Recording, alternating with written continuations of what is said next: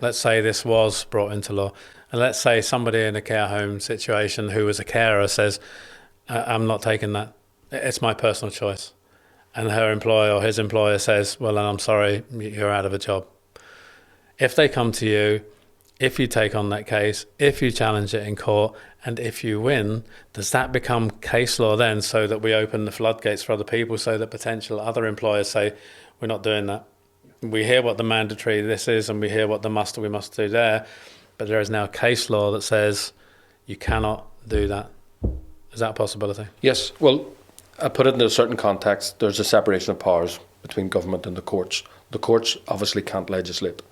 What the courts do is make judgment in regard to cases, specific cases in specific factual matrix. And essentially, if it is primary legislation, that's legislation given by, for example, Westminster, that can be challenged. And the outcome that we would seek there is a declaration of incompatibility. And what that means in simple terms is that that decision or legislation is not compatible with the Human Rights Act or the European Convention. And essentially, that would be a challenge to the government who have legislated that and passed that to revoke that legislation. Watch and listen for free on YouTube, Odyssey, Rumble, Apple Podcasts and Spotify.